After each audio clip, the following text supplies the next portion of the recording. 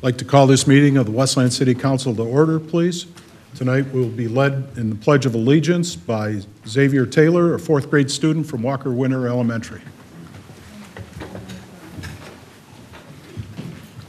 I pledge allegiance to the flag of the United States of America and to the republic for which it stands, one nation, under God, indivisible, with liberty and justice for all.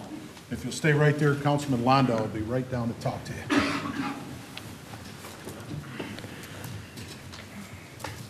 you. Everyone say hello to Xavier Taylor, who's joined us here tonight. Xavier's done this before. He said he's a little nervous, so go easy on him, okay? Xavier is a 9-year-old student at Walker Winter Elementary. He's in the 4th grade.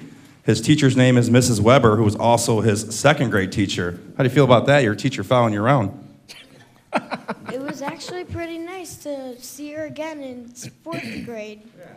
Yeah, I had a similar situation with Mrs. Beecher. I'll never forget her. She was my teacher for a few years. He lives with his mom, dad, grandpa, 2 sisters, and your 2 dogs. You like your dogs better or your sisters? Sisters. Great answer, great answer. I see you have them all, a lot of them in the audience tonight. Your favorite subject in school is math, and the favorite thing you like to do after school is play outside on your go-kart. What kind of go-kart do you have? A gas go-kart. Are you safe? Do you wear a helmet and you drive it? You don't drive it on our city streets, do you? Nope. Only in our court. I don't know if that's legal or not, but we'll pretend the chief's looking at his email. I don't think he's paying attention. So, well, thank you for leading us in the Pledge of Allegiance tonight. Huh?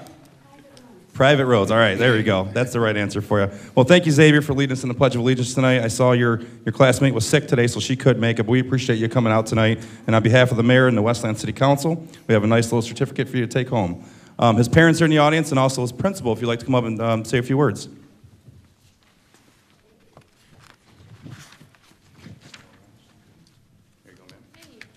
Hello, everybody. I just want to thank all of you for having us at your meeting, leading the pledge. We're very proud of the Wayne Westland schools, and especially Walker Winter. It's a great place to be. Thanks for your support. And Xavier, you did a great job. Appreciate it.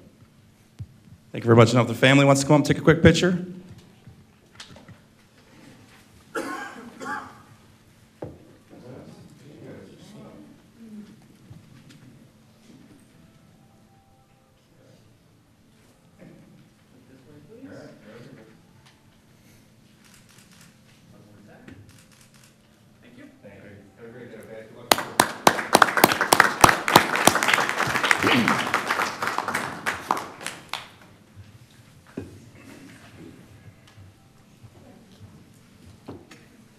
Roll call, please.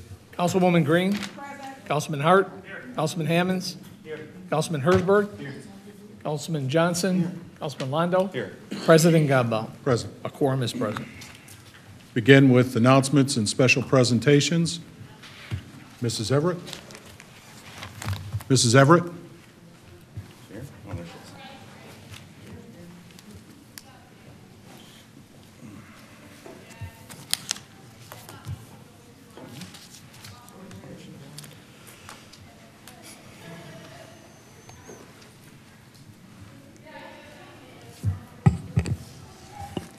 Good afternoon, everyone, and greetings to the Black History Month.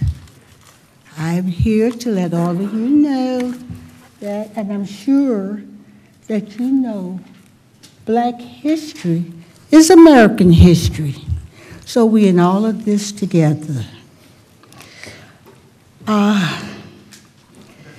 And I feel that no one can tell the Black history story better than a person who lived it.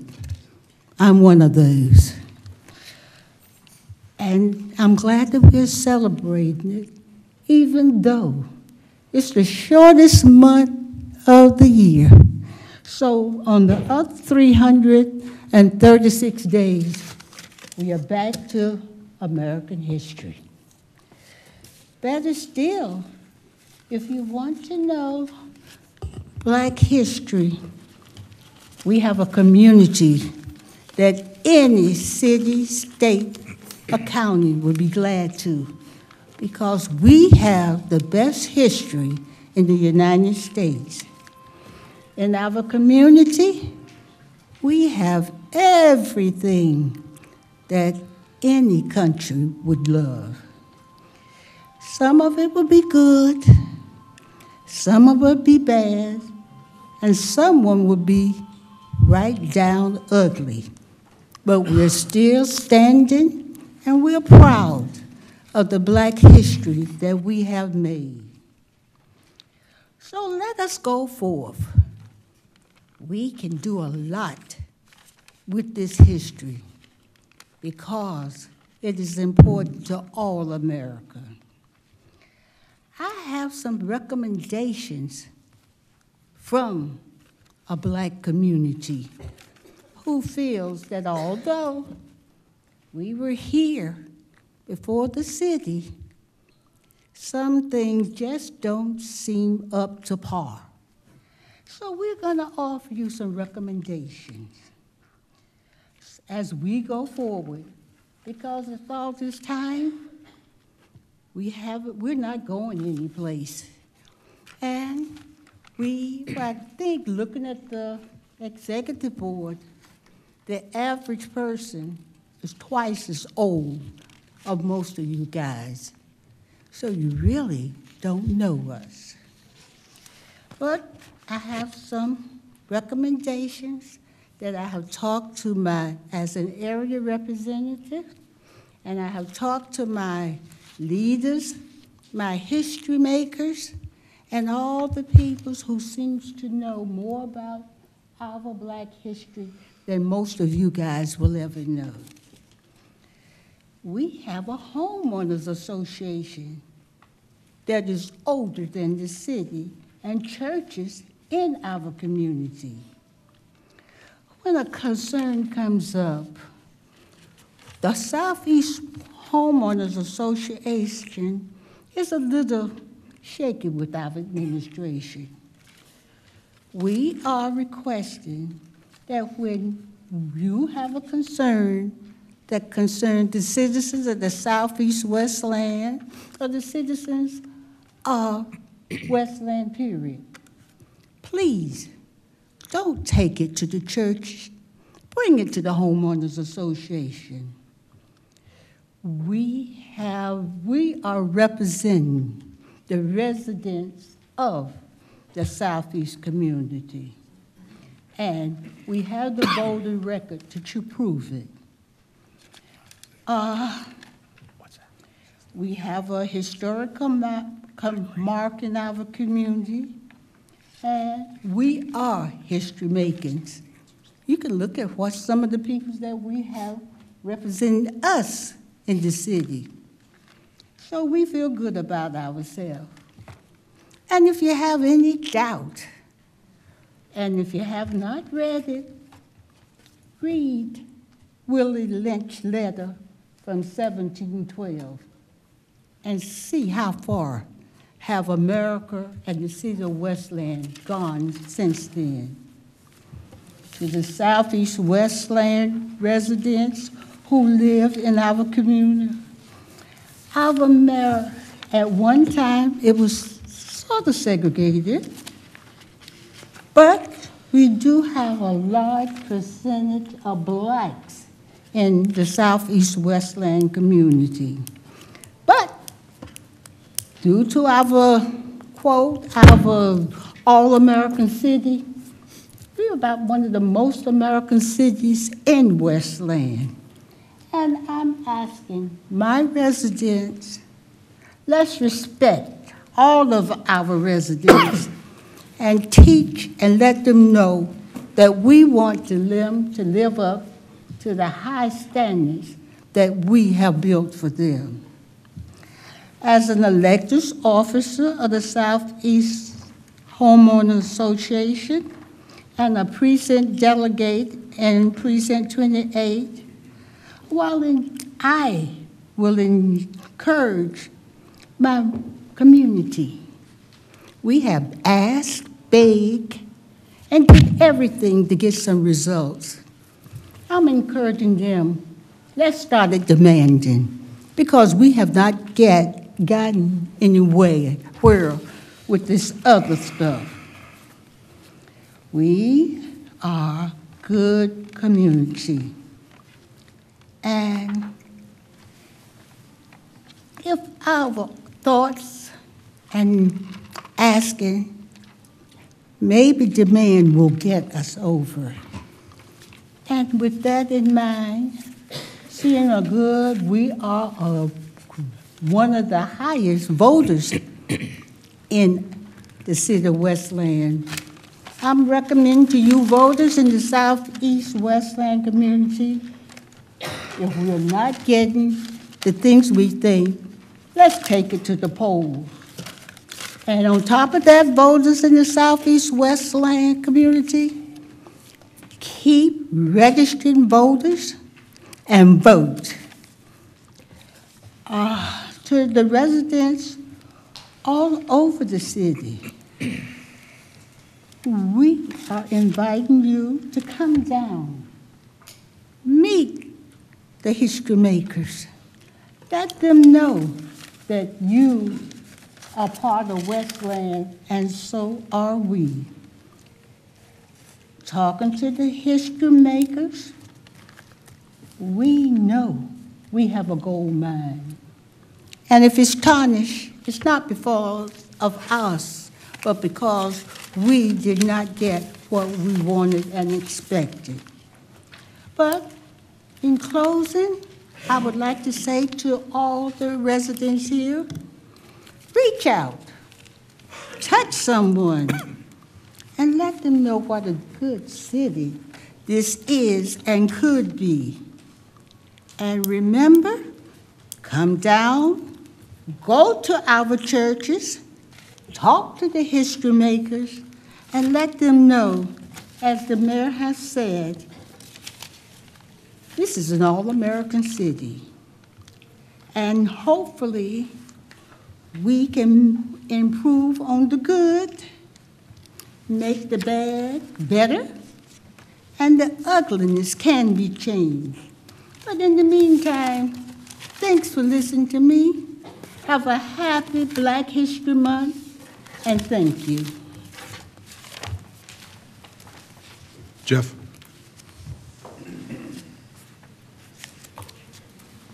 Thank you, everybody. Jeff Kozlowski, Westland Historic Village Park. Three things I just wanted to touch on really quickly here. Number one, I just wanted to kind of share like a kind of a state of the Historic Village Park. We've been collecting visitor data as far as population goes, number of people visiting the site for the last 6 years.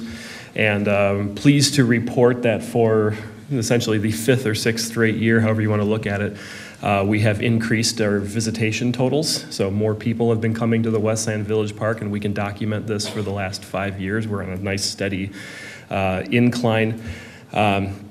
We actually specifically, we tripled our numbers from 2017 over the past 2018. We really I think the Eloise Museum and the renovations to the Collins House had a huge impact on that. We opened 2 brand new exhibits in 2018, and we saw a real increase in visitor turnout. So for those who had a hand in both of those projects, I just wanted to say thank you to you all for giving us our best year to date, and we're gonna keep at it. Secondly, because we've been on a nice trend, we are instituting a new, essentially a one event per month, a lecture and event series that we're doing. We started in January. Richard Hafley, a photographic preservation lecture that we anticipated a certain number and actually got about 2 or 3 times the number of people we were expecting at the Octagon House at the Westland Historic Village Park. That was our January meeting. We did good numbers there. We have an event coming, our annual tea party. That'll be coming in 2 weeks. It'll be on Saturday. Today is the 16th, I think it would be, the 2 weeks or a week from this coming Saturday. Tickets are on sale. All the proceeds go towards repairs for the Westland Historic Village Park, new exhibits, etc. All the money goes right back into the museum. So if you can, we greatly appreciate that. And our March event will be based on the Eloise Museum because it has been so popular. But I will be the one giving it, and it will be upon how the Eloise Museum came to be, what stories we chose to tell, and using the original artifacts to actually tell that story. That will be Tuesday, March 12th, 7 o'clock, and in the next day or so, we should finalize a location, but it will either be here at Westland City Hall or at the Westland Public Library. Our museum is great. We know there's a lot of people that like Eloise out there, and we don't have the facility right now to accommodate the number of people we know we're going to get. So we're looking to go big for that. But we are intending on bringing original artifacts to this presentation. Again, it's Tuesday, March 12th, 7 o'clock. You can follow us on our website, whvp66.weebly.com for more details there, our Facebook page, our Instagram page. Either of those will give you all the details that you need.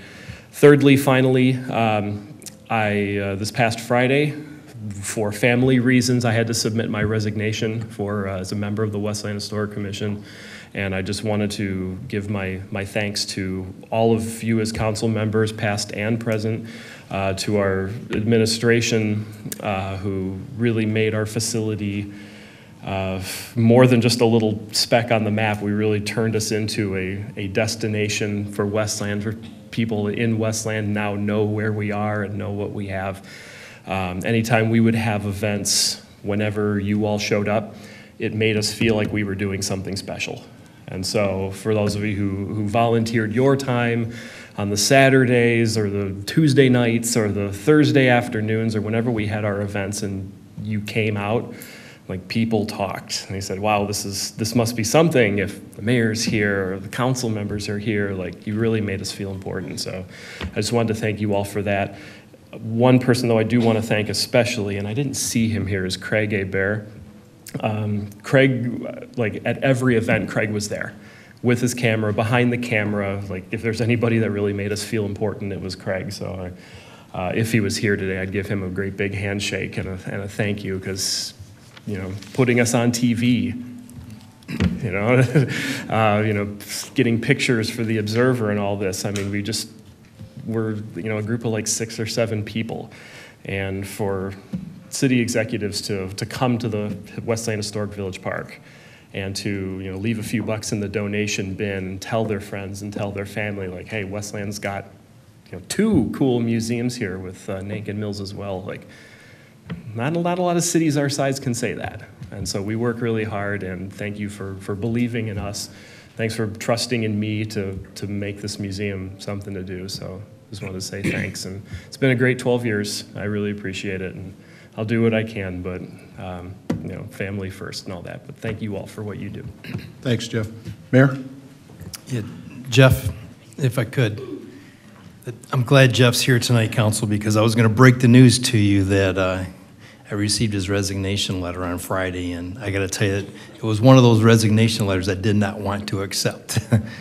So, but Jeff, his family reasons and stuff, and his expertise, while it'll be our loss, I think it'll be another city's gain at some point. But I just want to recognize that Jeff came in to the historical park, and he's been a long-time Westland resident, and he kind of came in during a period of transition from, for a long time we had some very dedicated individuals working on the historical park, and over the years there was maybe a little bit of division there, and so the park maybe never met its full potential for one reason or another, and then the financial situation hit.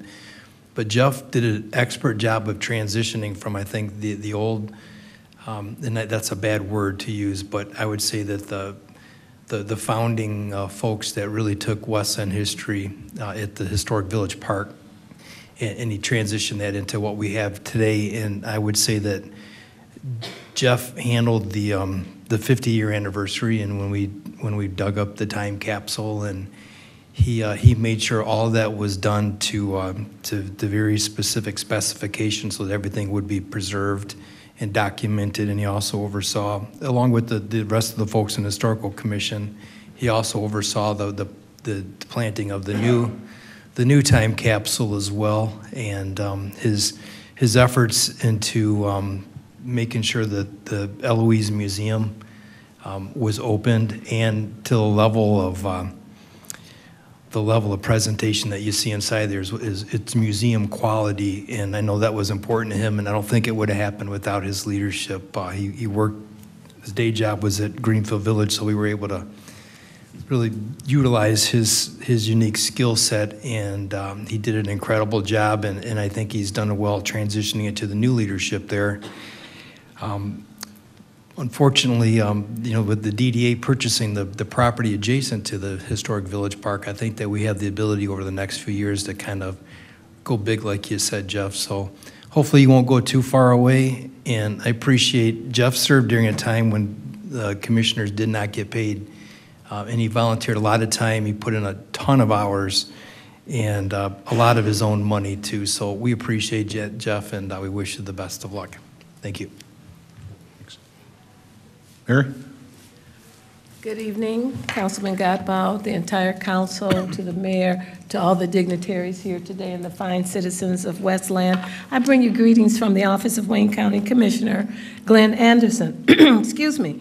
It's a pleasure to be here. I think this is my first time being to the council meeting this year, and I want to say Happy New Year to you. We're looking for great things this year, big things this year, and especially in District Number 12, so I'm all excited about what the new year brings. I want to remind you that the coffee hours are, as they have always been, the second Monday of every month, okay? And here in Westland, it begins at 9 a.m. at the Big Boys on Wayne Road. The next coffee hour will be February the 11th. And if there's someone that needs a reminder of the coffee hours, I do have some copies of the coffee hours in hand. That coffee hour, of course, is joined by the commissioner as well as the state representative as well. You can receive information and you can also bring information as well. It's all welcome, and everyone is welcome to the coffee hours. I also want to make sure that you're aware that the Wayne County Health Communities offer free medical services. So if there are individuals here within the city of Westland, maybe they can pay on a nominal basis, or maybe they cannot pay at all. Well, they can receive dental care, pregnancy, and pediatric care at the Wayne County Health Center. That's at 33030 Van Born Road, and that's in Wayne, Michigan. And that's at 734-727-7101. You need to call for appointments, and you can find out what all their services are and how you can make an appointment. But there should be no one that is not seen for these different items. If they just cannot pay, then they certainly will be seen. But for those who do have health care, that health care will be taken as well. I want to also, I know it's an early time to be talking about it, but there's potholes out there already. When you go from 20 below up to 52 within a week, sometimes the potholes arise, and you can dial 888 road crew in order to call in and report any potholes that you see. Hopefully they're not too bad in this little short time, but if you happen to see some that have not been patched, be sure to give that line a call, and they will be serviced.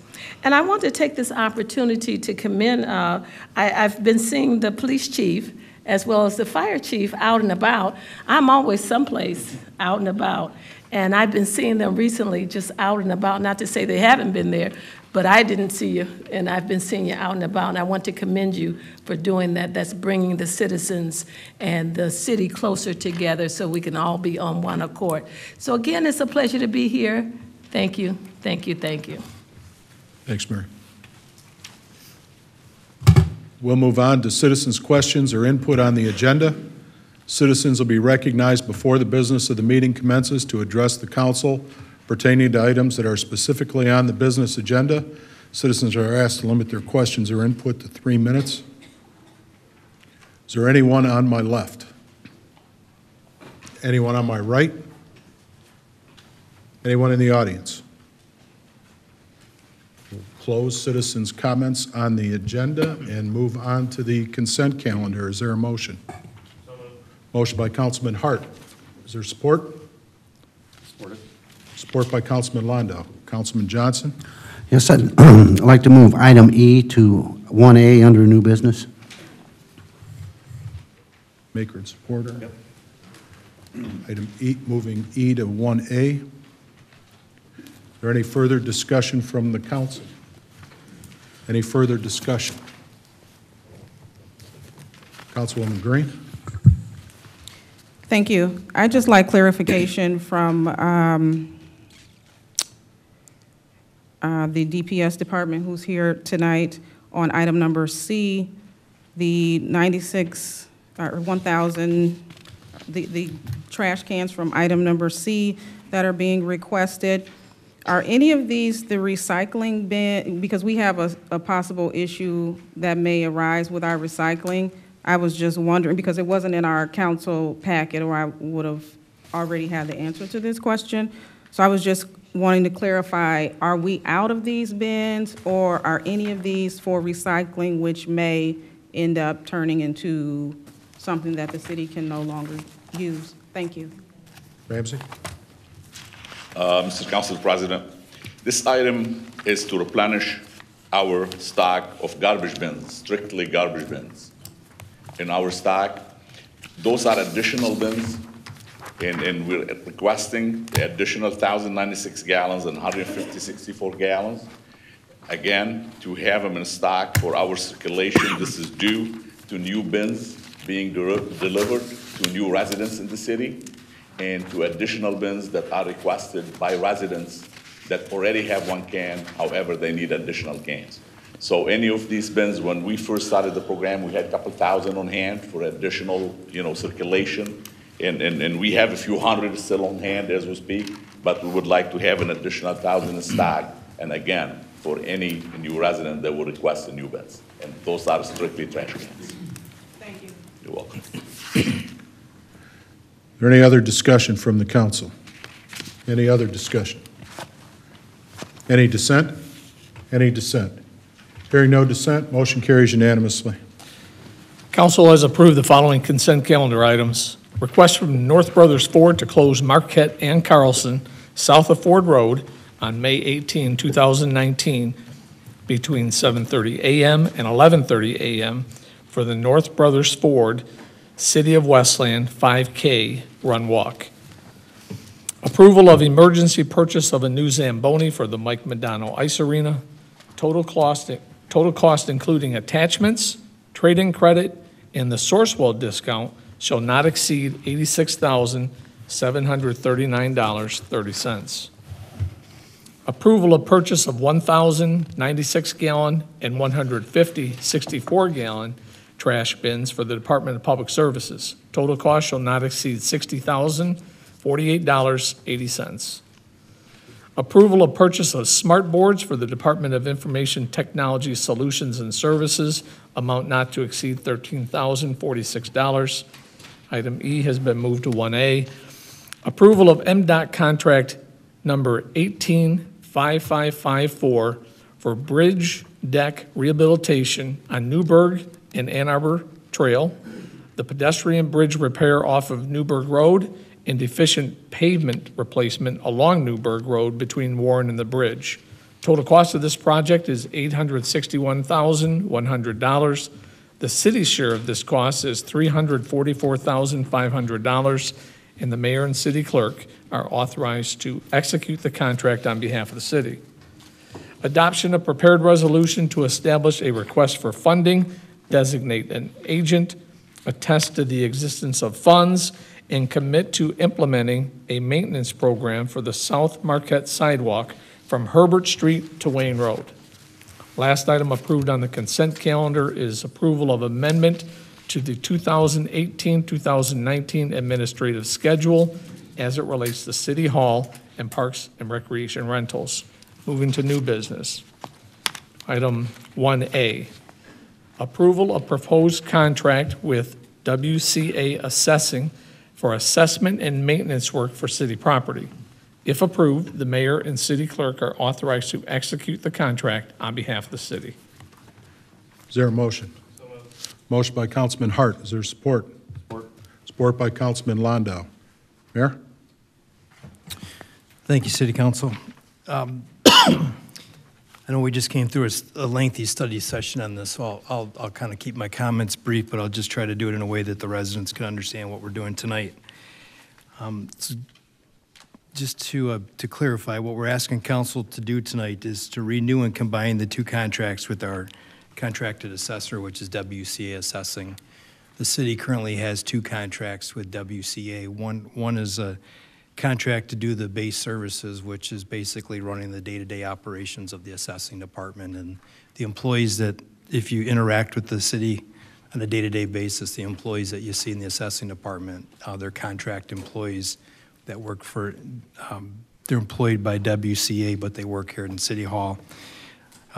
That contract, along with another contract that's going to be expiring, the base contract expires in June of 2020. The current contract that we have with them, I'm sorry, I'm getting a little confused, but we have two contracts, one for the base services, and the other is a contract to do our residential inspections. And it's been a 5-year contract, and we've gone through every residential property, and if they haven't finished yet this year, at the end of this budget year, they'll have gone through every residential property in the city and remeasured and make sure that you're being assessed the proper way. We don't want you to be assessed too much, but at the same point, the city wants to make sure that it's not assessed too little. So they're finishing that contract. They'll still have basically about 1.5 years left on their base contract. What we're asking the council to do tonight is to move from the residential inspections to also now move on to the commercial and industrial properties. And collectively, there's about 3,000 of those. So what they'll do is they'll start to if this is approved, they'll start to go into all the different businesses, commercial and industrial, and they'll actually have to do visual inspections inside and out and make sure that the assessments are correct. That will be a 5-year contract as well, since the current contract for the base expires in 1.5 years. That contract would be longer than the base contract. So what we're asking council to do tonight is to approve a new contract and combine these two contracts with the assessing department. There is an increase with that, and we laid that out to the city council tonight. At the end of the day, we know now that the cost for assessing is going up. In Westland, we moved from doing it in-house to our contractor. We were able to save money. With this contract, which is proposed for 19 and 20, we'll be back to about what it cost when the city did it in-house. Other cities around us that contract their assessing department have already seen increases, and we didn't take the WCA's word for it. We actually did our own investigation, and I had Steve Smith contact cities like Livonia, Canton, Troy, Farmington Hills, Macomb Township, Taylor, and Novi. We took a look at their communities because they use a mix of contracted assessors or they do it in-house.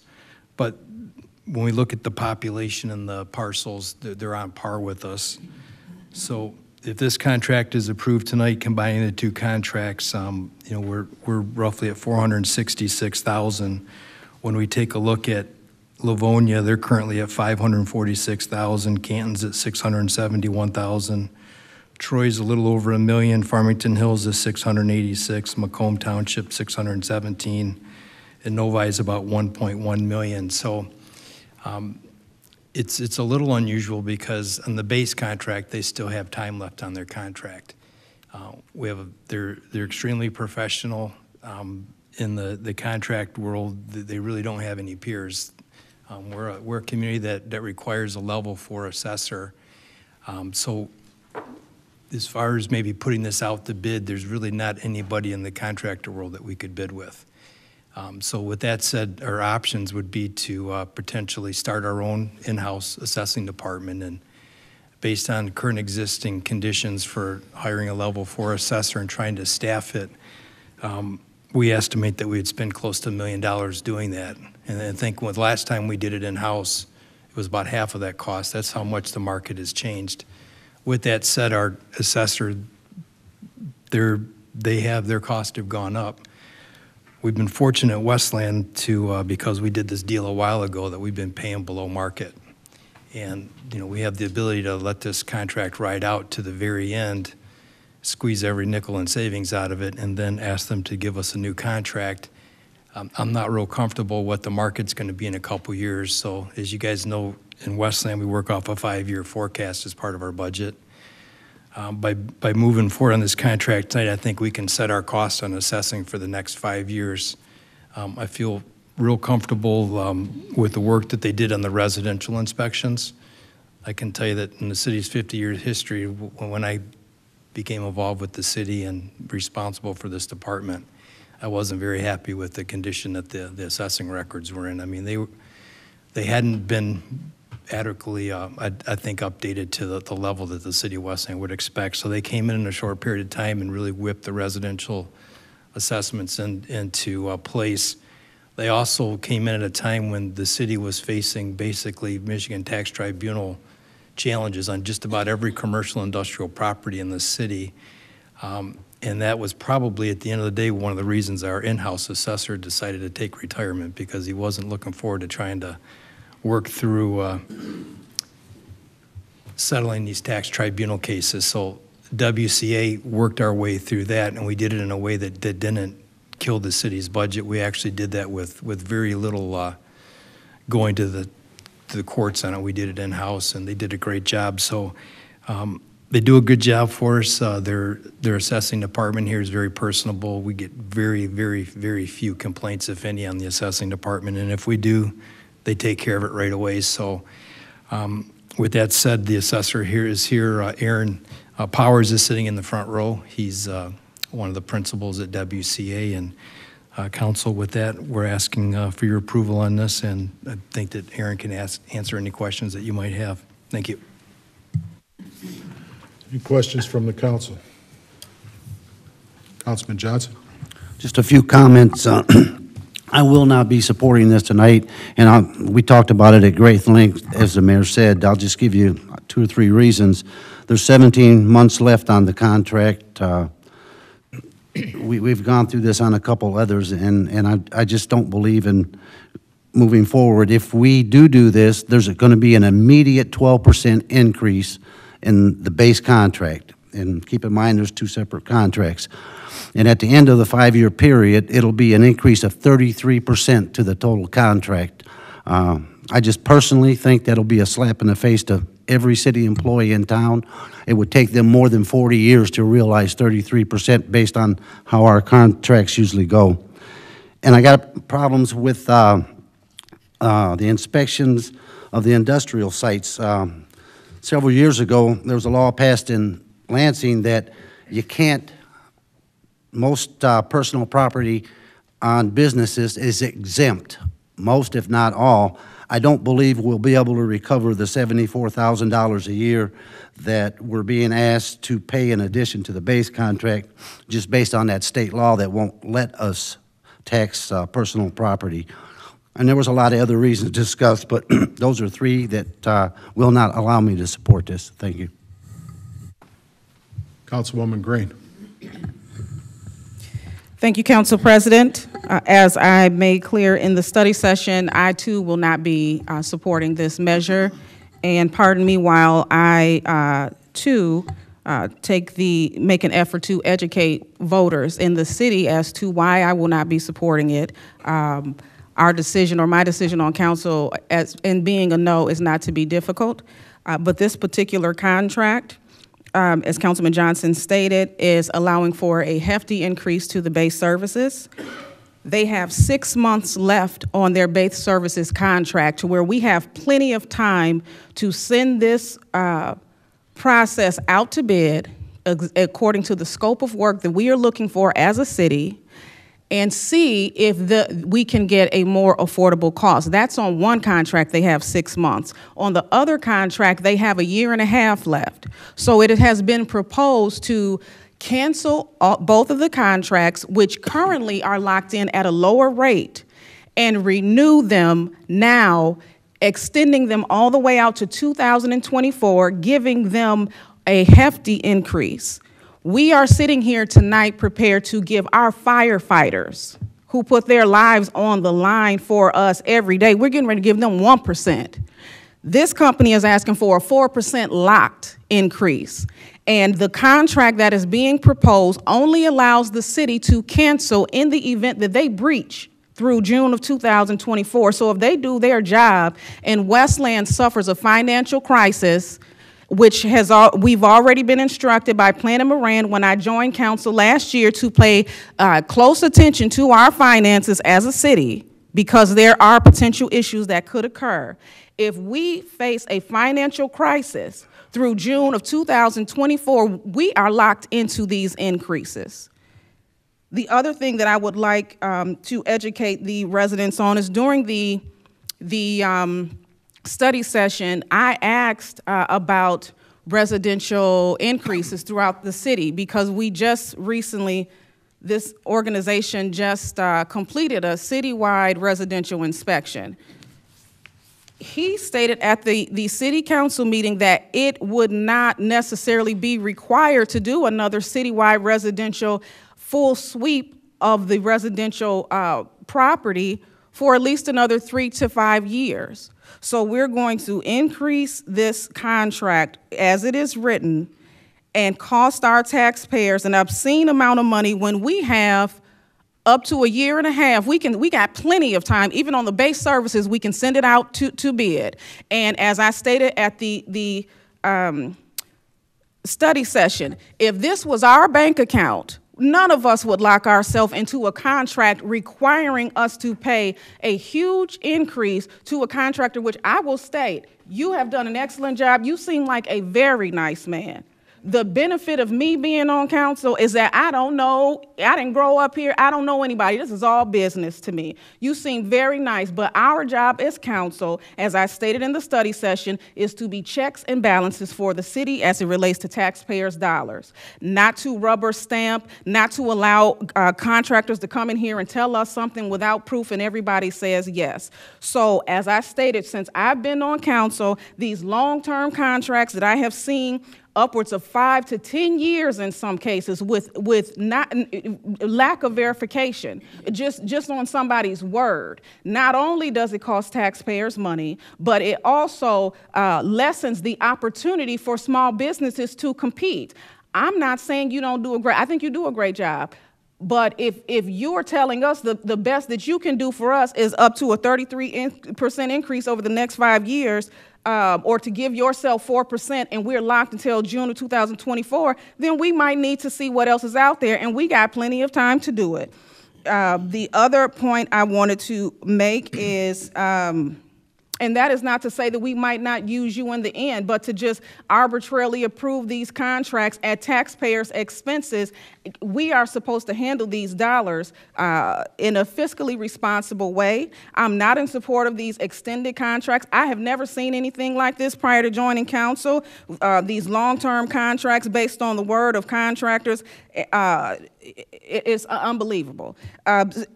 And also, the question that I asked that council is, you all have an office here, one of several offices here at City Hall. You occupy space here, and you've done that since the new City Hall was put in position. You have not been asked to pay a leasing fee for the space that you are occupying. You actually have a really nice office space within the building. I find it unreasonable that we're not asking for a leasing fee. You are not an employee. You are a contractor of the city of Westland. So for multiple reasons, as I stated tonight, I will not be in support. But again, I appreciate what you have done for the city, but this is business. And if we're only giving firefighters 1%, there's no way I'm going to vote to approve and cancel out a contract that's not even expired and then turn around and approve a contract that locks us in for incremental increases all the way through June of 2024, when there has been no effort to see if we can find another organization or organizations that may be able to provide the same services under a more cost-effective price. Thank you. Is there any other discussion from the council? Any other discussion? Any other discussion? Councilman Hersberg? Sure, I'll just make a brief comment. There's a lot of different ways that we could go. There's a lot of discussion we've had on this. Between the study session 2 weeks ago and now, I did some fact-finding, and personally, my opinion, I think we could take a short break from doing the re-inspections, continue on with the base contract. We can, through the chair to the city attorney, if this is turned down tonight, will WCA Assessing be able to make another offer? Or does this shut it down completely? No, their current contract would remain in place, their current base contract, and they would continue to operate pursuant to that base. And certainly the city could receive another unsolicited offer for a change in the contract for going forward. Thank you. Yeah, just based on the concerns of, there seems to be a strong mix on council here on which way we want to go with this, and I just feel we should look at it maybe at a later date. Councilman Hammonds? Thank you, Council President. I'd actually like to look at possibly postponing the item tonight, and I believe that we might be able to accomplish our goal here by separating out the commercial inspection contract and have that run for a 2-year period, and then keep in effect our current base contract with WCSA. That way I think we'd be able to receive the savings that are built in the current contract and then accomplish our goal of getting the commercial inspections underway. I believe there's an opportunity for that to happen, and it might end up being a win-win for all of us. So actually I'd like to make a motion to postpone this to discuss further of having a separated out contract. Motion by Councilman Hammonds to postpone. Is there support? Is there support? Hearing no support, motion does not carry. We'll go back to discussion on the original motion for the contract. Is there any further discussion? Yes. Councilman Hammonds. I'm going to, again, make a motion to postpone this to separate the contracts because I do not believe there is support for the way this is currently written. Is there a motion to postpone? Motion to postpone, is there support? Is there any support? Councilman Hersberg? I'll support the motion by Councilman Hammonds to postpone. Is there any further discussion on the motion to postpone? Any discussion on the motion to postpone? Roll call, please. To postpone, Councilwoman Green. No. Councilman Hammonds. Yes. Councilman Hart. Yes. Councilman Hersberg. No. Councilman Johnson. No. Councilman Londo. Yes. President Godbout. Yes. Motion passes to postpone. New business, item 1. Approval of minutes of regular meeting held January 22, 2019. So moved.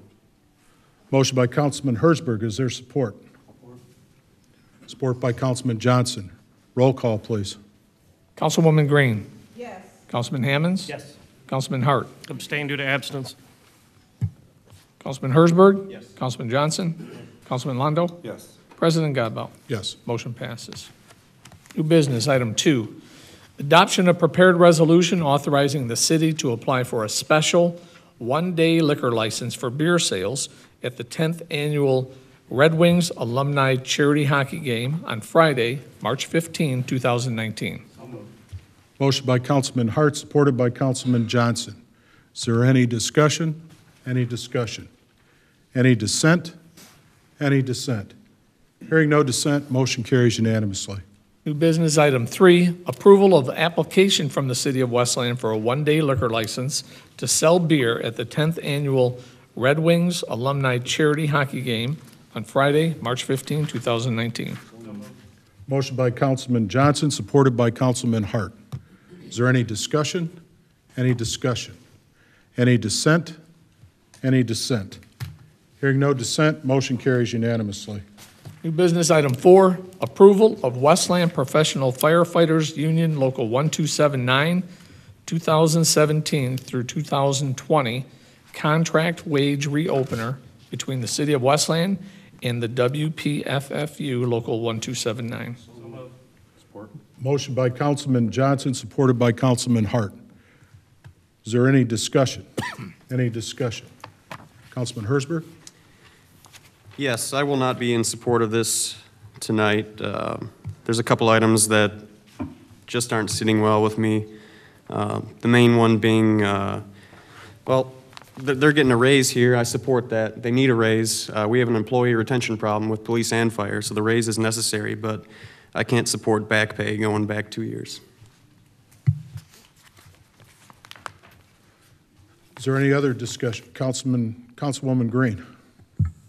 Yes, thank you, Council President. I will absolutely be supporting this measure, and it is my personal opinion that public safety already, as well as teachers, but we're not talking about teachers tonight, they don't make that much money to begin with. They should have gotten this money 2 years ago. So if we have the opportunity to give it to them tonight, when I get up and go to work, unless I'm, which is now with the Wayne County Sheriff Reserve Deputy, so my responsibilities are, effectively have, can be dangerous. But prior to that, if I got up and went to work, the most I had to worry about is getting back and forth home safely.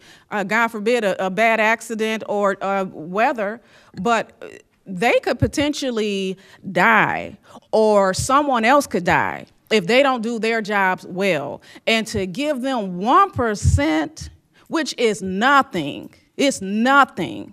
And the budget that has been proposed before us that we had to fight to stop a staff cut in their department we had to decide to get between newsletters and keeping them at full staff. And absolutely not. They deserve more than what we're able to give them tonight, and I'm going to support it, and I will always support what public safety needs, because most of us get up and we do our jobs and we don't have to worry about the type of stuff that they worry about. And if we call 911 for us, ourselves, or our family, we expect them to show up. The least we can give them is 1%. So I will be supporting it, and I'm going to continue to support them until I'm no longer a councilwoman. Thank you. Councilman Johnson? Thank you. I will be supporting this too. This reopener was guaranteed initially when the contract was settled before. There's been a wrestling match over it for a year and a half or so, and I think that's why the city and the firefighters agreed to retroactive pay, because they've been negotiating this issue for almost 2 years now. It was part of their original agreement. So I feel good with the retroactive pay, because I know how contracts are negotiated. If you've been without for X amount of time, it usually always goes back to retroactive pay, and I will be supporting it. Councilman Hart? Thank you. I will be supporting it as well. We heard a couple things. We heard the 1%. Doesn't sound like a lot. I'm not saying it is by any stretch, but there's also a couple fringes tied to that. There are some clothing allowances being tied to an additional clothing allowance. There's also additional food allowance from a taxing perspective too. Those don't get taxed typically as well as wage does, so it does work out. So for those of you listening, 1% does sound a little odd, but there are some other fringes attached to that. I mean, overall, I'm going to support it. I also support the back pay. Police and fire both really came to the table when we were having issues, and they went ahead and took it in the chin a little bit, and I think this is just another step as we come back on the economic road to recovery. We're doing our best to work with them. They negotiated with our HR team, and they've come to an agreement, and I support it. But I just wanted to make sure it was clear. It's not just a 1% raise. There are some other things tied to it, and of course the retroactive pay I think is also going to be very beneficial. So don't zero in on the 1%. There's a couple other things happening there. Thank you. Are there any other council members? Yeah. Councilman Hersberg?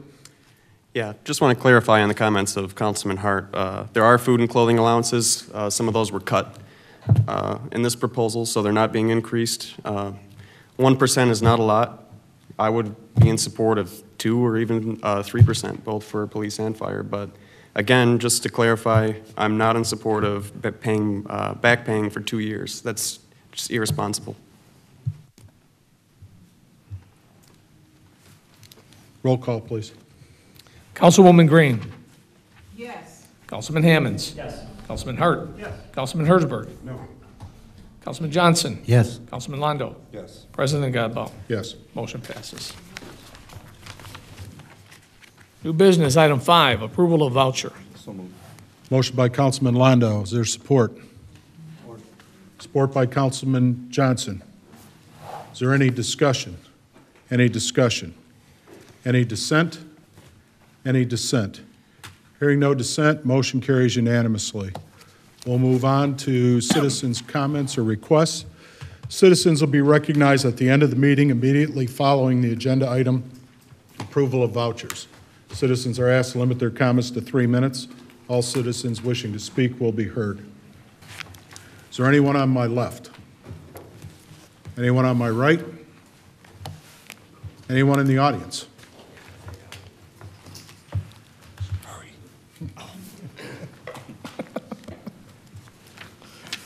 Good evening. My name's Dan Stachel, Holiday Park.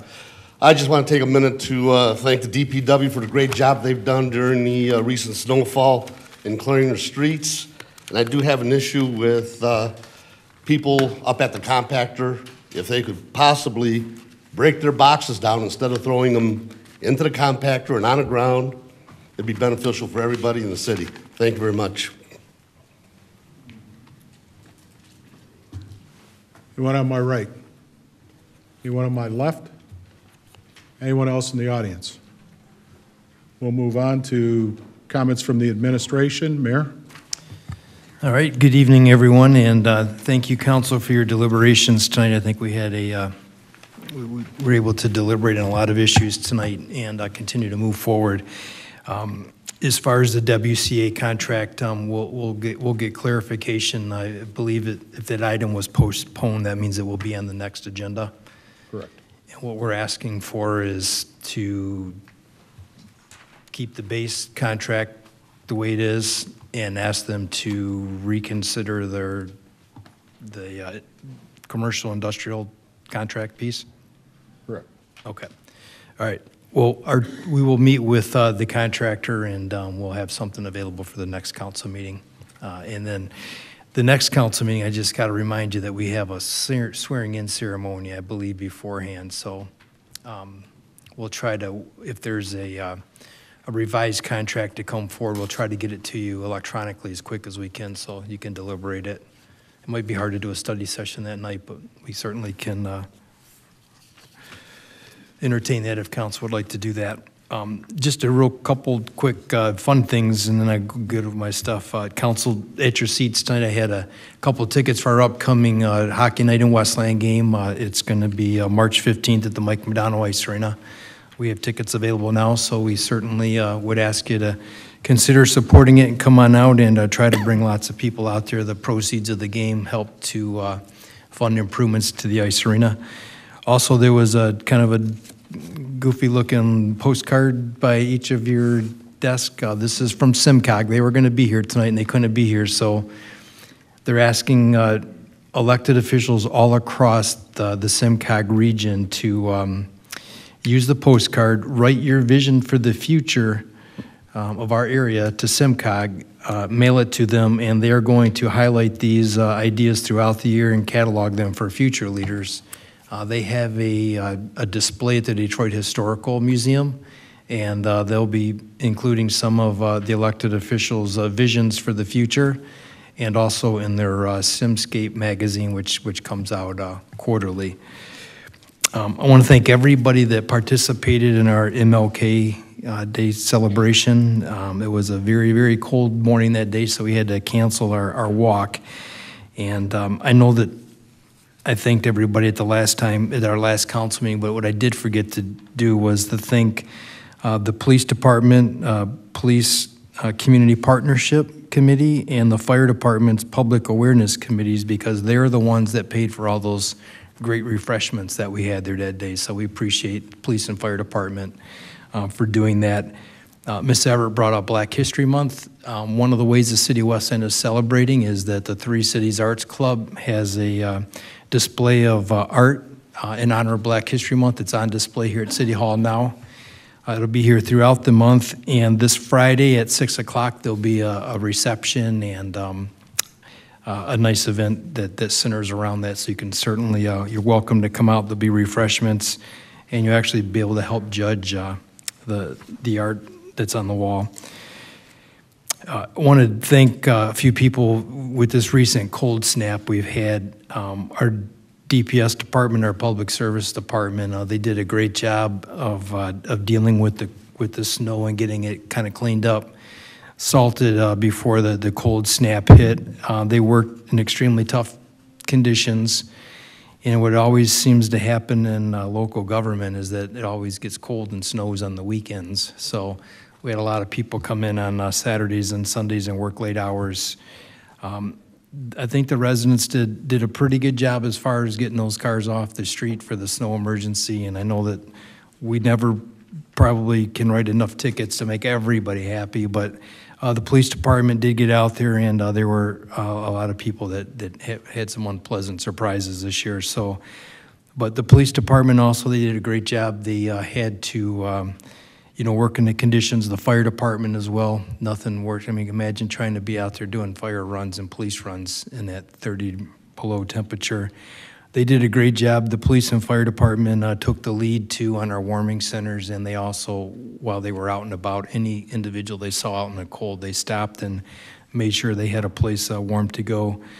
And I want to thank the citizens, or the employees at City Hall. We made the decision. Some cities decided to close. I know that the governor shut down the state of Michigan's government, and Wayne County chose to do that too. At the local level, it's been always my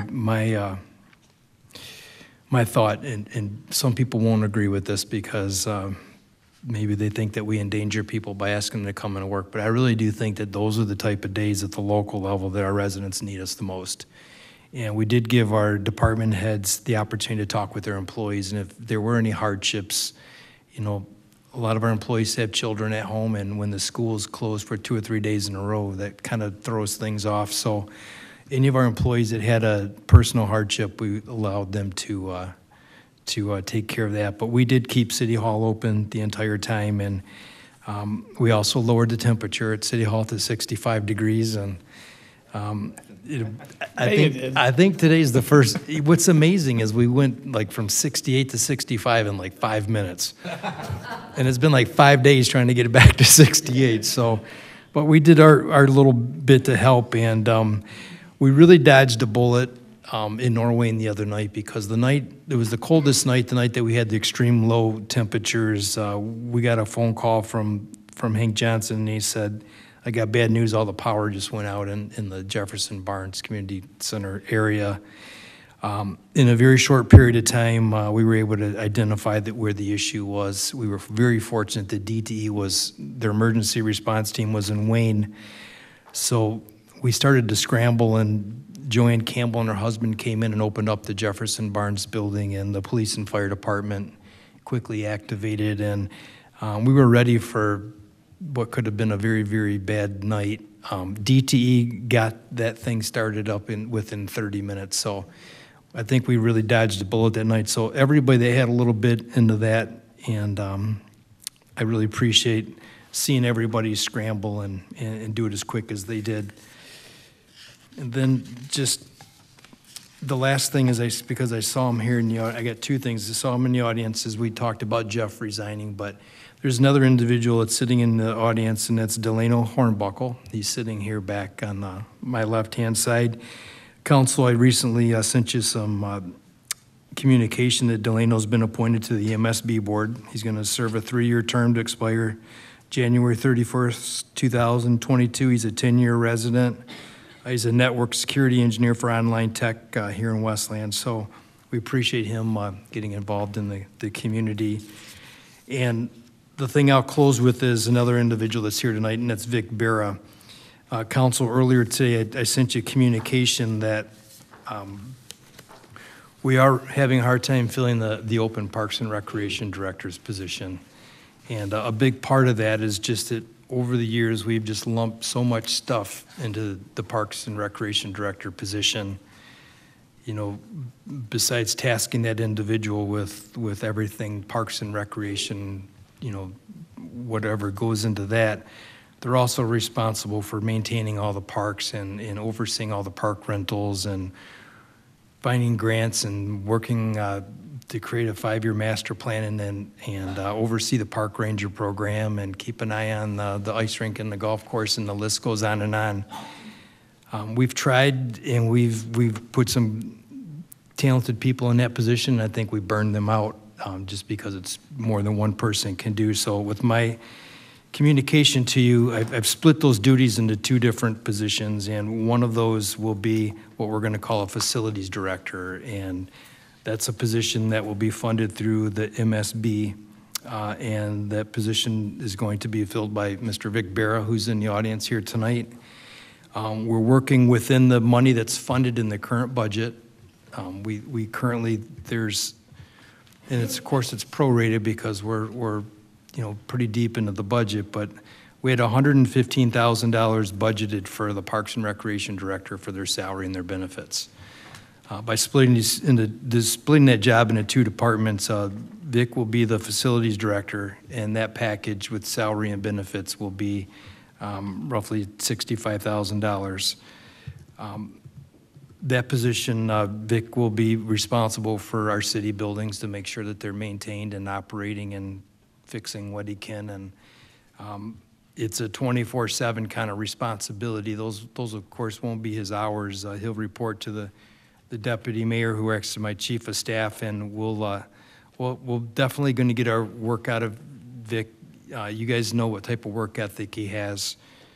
He's also going to be responsible for, last year the city of Westland invested close to $1 million in our parks, and one of the things we have to make sure is that we maintain that investment. So he'll be overseeing the crews that will keep our parks nice, and he'll also be able to lend his expertise as a former pipe fitter we got a lot of issues at the ice arena and the golf course that we're hoping that he can help us with. So it's going to be a lot of work. He's got a great work ethic. So he will begin his job tomorrow. And then council, we are going to continue to look for a Parks and Recreation Director. What we're going to do, though, is we're going to carve all this stuff that Vic's going to be doing out of that position. The Parks Director now will be able to focus on recreation, working on programming, working with our youth athletic groups, working with the YMCA to continue finding new ways to bring in programming, overseeing the Park Ranger program, working with our grant writer who's in the audience here tonight too, to find grants, get our Parks and Rec plan done, and oversee the rentals here at City Hall and the pavilions, and even that alone is going to be a lot for one person. So our current parks team is a vacant director spot and a part-time clerical that gets shared with economic development. So we've been making a lot of progress without a lot of bodies. So I think that bringing in Vic to handle the maintenance side of our facilities and helping out where he can, and then bringing in a professional that's got Parks and Recreation experience, I think will probably be best suited to service the residents, and that's why we've made the decision. When we do identify somebody for the Parks position, per charter, that will come to City Council for your approval. So we will be working to fill that position immediately. Thank you. Anything from the City Attorney's Office? Nothing this evening. Begin council comments with Councilwoman Green. Thank you, Council President. I'd like to start by thanking the young man who was here tonight to lead the pledge. I apologize, I have forgotten his name, but he did a wonderful job, so thank you so much for coming in. I too would like to give a heartfelt thanks to the DPS department for making it through this, what they call a polar vortex. You know, and it was very cold, and thank you for your hard work. I also wanted to thank the mayor and all the employees here at City Hall for staying open during those hours. To see a lot of government offices closed around not only our area, but throughout our nation, for the city of Westland to remain open for our residents was tremendous, so thank you. I would also like to, if you're not aware, there was a Democratic convention this past weekend at Cobo Hall, and I would like to notify the public and also offer my personal congratulations to the new Democratic Party chair, who is Mrs. Lavora Barnes. She is replacing the previous party chair, Brandon Dillon, who chose not to run again for re-election. So congratulations on that. And finally, I would like to congratulate the fire department on the approval of their contract. And just to speak on what Councilman Hart said in terms of the allowances, I'd like to notify the residents. It's 2 allowances that we approved along with their 1% increase. They got $1,500 annually for a food allowance, and the other allowance that we approved was the uniform allowance of $1,500. We're also going to provide or afford them to go for training and education, you know, which their jobs they should. But I wanted to explain these allowances to people who may not be aware. If you take $1,500, most employees get paid every 2 weeks. That's 26 paychecks in a 52-week year. You take $1,500 and divide that by 26 weeks, they get exactly $57.69 extra for that one allowance, and then the other allowance additional $57.69. I will tell you that as a Wayne County Reserve Sheriff Deputy, I had to go and get uniforms because they don't pay for our uniforms either. I don't know if the city of Westland offers anything, but the county does not. For 1 pair of pants, 1 shirt, a hat, boots, a belt, and a cuffs was $488. And that's just, and I'm not buying 5 uniforms. Most of our officers, I'm guessing, work at least 5 days a week. I paid almost $500 just to have a uniform, and I refused to pay $150 for the certain type of flashlight that we have to have. And then I found out the day that I reported for duty, my bulletproof vest is $800 that I have to buy to protect myself. So when you think in terms of, okay, we gave them $1,500 twice, they got an extra $57.69. That's nothing. So, and 1% is almost next to nothing. They deserve a lot more, and I look forward to working with the council and the mayor and figuring out how we can better serve them, because they do a lot for our community, and we need to do a lot more for them. Thank you. Councilman Hammonds. Thank you, Council President. Just want to start off by thanking Jeff for all your time on the Westland Historic Commission. I know you put your heart and soul into that, and I got to work alongside you in a couple different fashions. So thanks again for all your service, and best of luck to you in the future. I also want to congratulate Mr. Hornbuckle on his appointment to the MSB board. Good luck to you in serving in that board. I also want to thank DPS, police, and fire. I know it's been tough on all of them during the last couple snow events and the cold snap. So thank you guys to all your hard work and all your efforts out there. And congratulations, Vic Bear, on your new position. That's it for me tonight. Thanks. Councilman Hart. Thank you. First, Jeff, thank you for your service.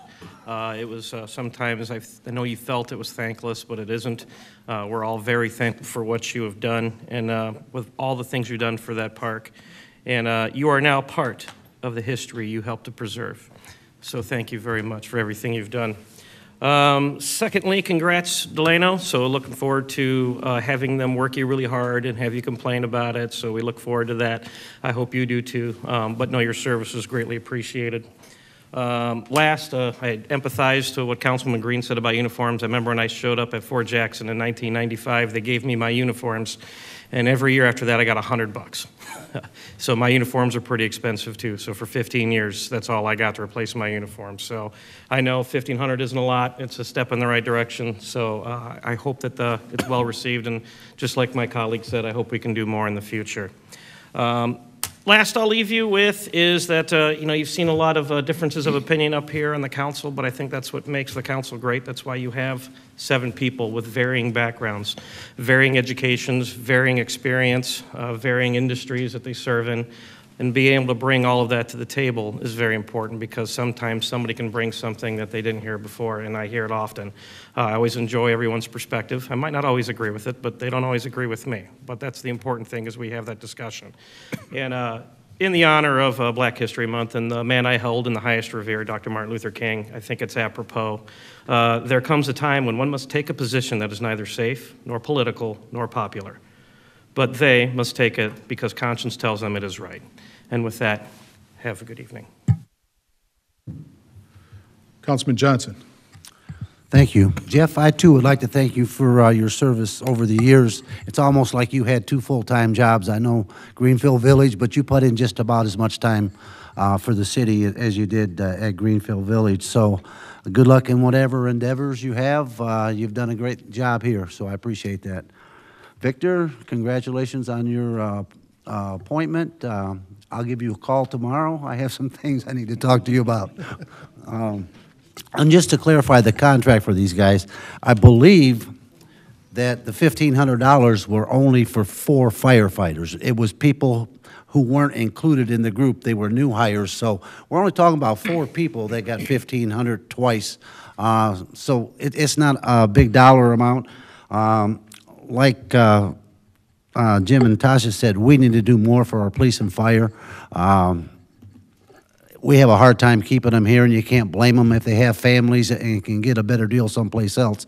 You can't blame them for leaving. So I would like to see us concentrate on doing something for police and fire and getting more than 1% or 2% over a 5 or 6 year contract. And we have to watch how we spend the money, but I think if we all work together collectively, we can find some dollars to raise some of those rates for some folks over there. And that's all I have. Thank you. Councilman Landau. Thanks, President Godbout. I also want to thank Jeff Kozlowski as well for his service to the Historic Board. I don't think anybody was more passionate about the Historic Village than Jeff. As the mayor mentioned, he did the 50th anniversary time capsule opening, and I remember putting it on my Facebook Live, and a couple thousand people, I think, watched it. You were so giddy. Every time you opened up something and described what it was, you were so excited to do it, and we appreciate everything you did. And then the vintage baseball game, I wrote that down. You did that every year for us. People don't know what the vintage baseball game is. They come out and they play baseball, and you didn't have your mitts. You had to catch it with your hands, and he hit a couple good ones at me, and I had to get out of the way. So thanks, Jeff, for everything you did, and we're going to miss you, but hope you'll stick around. Also, congratulations to Mr. Hornbuckle on your appointment to the MSB board. Let us know if there's anything we can do to assist you. We appreciate you taking time to serve. Also want to thank the DPS crews and our public service for working in these extreme temperatures during the snow emergency. And the many water main breaks that we had with the crazy temperatures that we had in the last few days. Appreciate that. And then speaking of the weather, as the mayor mentioned, we had the extremely cold weather. It brought many challenges. One of them was the power outage that the mayor spoke of, which affected over, I believe, like 1,000 homes or 1,000 residents. We appreciate the mayor's office for having a plan in place and keeping council informed on that plan. And I want to thank Joanne and Campbell and her husband who drove all the way in from, I believe, Ann Arbor to open up the building and offer a warm space for the residents that needed it. I also want to thank the police and fire chiefs for their role in ensuring our residents' safety and security that night as well. Welcome Vic Barrett to the team. Vic's been an incredible person with an incredible work ethic. He's going to be a huge asset to our community and a big benefit to our administration, our maintenance of our city buildings and our parks and recreation amenities. Thank you for, sorry to beat you to it, Bill. I spoke to him for about an hour today, I think. So thank you for speaking with me and kind of laying out what your duties are going to be and some of your goals, and I'm sure you'll share those with the rest of the council as well. The mayor, I appreciate the mayor sending, I know there's a lot of talk about recycling. The mayor's been sending us some information on that. We'll have an update, I believe, soon. I think the council president should be announcing a study session soon so we can continue to provide this incredible service to our community. We have a lot of passionate residents about recycling, and I'm one of them, so I'd encourage you, if you wanted to attend a study session, like I said, I believe the council president or the city clerk's office will be announcing that very soon. I also want to thank the administrations and negotiating team, as well as all the union representatives from Local 1279, the firefighters, for their work on the wage reopener contract. I don't think people realize how much work goes into these contract negotiations. As Bill said, they've been back and forth for a long time. Not everyone's happy with the outcome, but all we can do as a council is approve it the way they brought it to us. Again, both parties seemed, I wouldn't say happy, but they settled on that contract, and that's all we can do is vote on it. But I agree with my colleagues. I think we need to do a better job with these contracts. I talked to a lot of our police and firefighters, and we're losing people left and right. And we're not able to attract the quality candidates that we'd like to attract with that. So I look forward to talking with the rest of the council and the administration during budget time to see what we can do to help out our police and fire departments. I did write down one thing. I forgot to mention it when the WCA contract was being spoken about leasing space. I believe we have two contractors in the building. Our Westland Youth Assistance and our cable department are both contractors, and I believe they don't lease space either. I see you're nodding your head, so just want to make that known. Thanks. Councilman Hersberg. Thanks. Yeah, just to tee off Councilman Londo's comments and all the other council members, it's been said regarding the firefighters and police and all our unions that they deserve more. We hope we can do more in the future. What was wrong with tonight?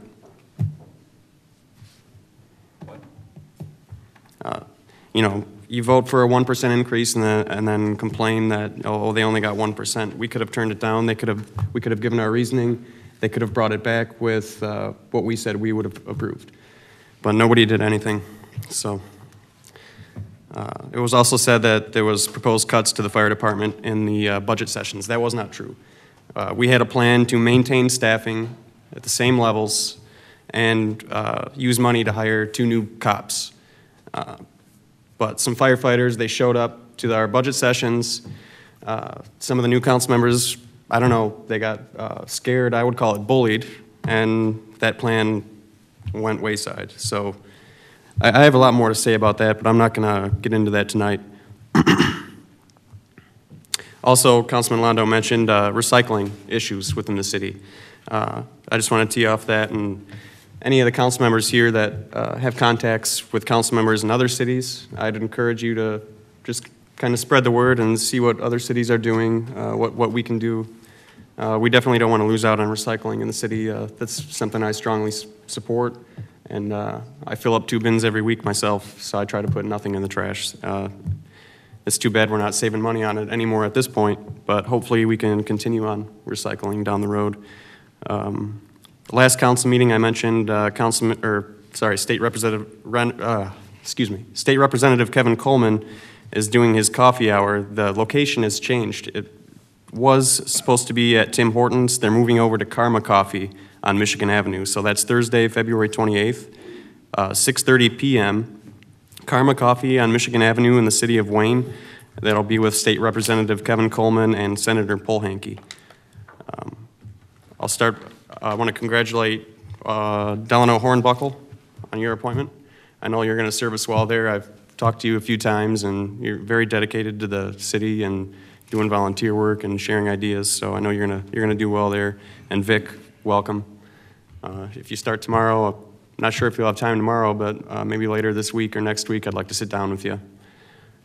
And I'd also, I guess we're saying goodbye to Jeff Kozlowski here.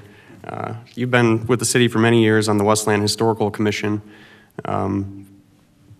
Really knowledgeable. I've taken tours from you, I've talked with you. I mean, there has never been a question about Westland history that I asked that you couldn't answer. So we're losing a lot of knowledge there, so I hope you continue to stick around and come by when you can. And thanks for your service. That's it. Thank you. Thanks. I'd like to begin by thanking Xavier Taylor, the 4th grade student from Walker Winter Elementary, for leading us in the Pledge of Allegiance. I too would like to thank Jeff for his years of service on the Historical Commission. Done a great job. You've done way more than what we could have expected from somebody sitting on that commission, and you're going to definitely be missed. And I wish you the best of luck in your future endeavors, whatever you decide that you're going to be doing. I too would like to thank our DPS crews and our police and fire during the polar vortex. It was a cold time in the city, and those jobs, with being outside during those trying times, are extremely challenging. One of the things that we always hear about are, particularly during a snow emergency, is people not moving their cars, and why aren't we ticketing them, or why aren't they being towed? I had the opportunity to talk to our towing contractor, and tickets were issued, and they actually towed 18 vehicles during the snow emergency. So you can't get to them all. He said that they were extremely busy during that time, just taking care of their regular customers, aside from taking care of the cars that the city ticketed to have towed. So, but rest assured that it does happen, and we're doing what we can to make sure that the streets are cleared so that when our crews go down there, it's safe for them to be out plowing those streets. I'd like to congratulate Vic on his appointment, or condolences on his appointment, whichever the case may be. I'm sure, as you've heard, everybody wants a piece of you already, Vic. So, but knowing your work ethic, I'm sure you're going to be up to the challenge. Delano, thank you, and congratulations on your appointment to the MSB board. We appreciate you stepping forward and offering to serve on that board. I'd like to ask the city attorney's office to look at or draft an ordinance or a revision to our ordinance that would mirror the new Royal Oak ordinance that prohibits the use of consumer fireworks to the fullest extent permitted under the revised law enacted by the state at the end of last year. That would mean, and based off of Royal Oaks, it would mean only 12 days where it's allowable to shoot off consumer fireworks instead of the 30 days that are currently allowed. So the state has at least listened to the municipalities on the complaints we were getting from the residents on the shooting off the fireworks. And Royal Oak has had their first reading last week, and I believe they're adopting it at next week on Monday. So if we could take a look at that, it would be greatly appreciated. There was a lot of talk on the WCA contract, and one of the things that came up during the study session is we look at trying to forecast 5 years out on what our cost and what our expenses are going to be, which is what this contract would have done. We also discussed what we were paying when it was in-house and versus what the contracted rate is. And the contracted rate, even for the bigger contract, the services that get provided on a day in and day out basis, at the end of the 5 years is less than what we were paying when we had our own in-house staff. So to look at and try to be fiscally responsible, as Plant Moran, I've had several discussions with them, and they applaud us for having a rolling 5-year forecast on what our expenses are.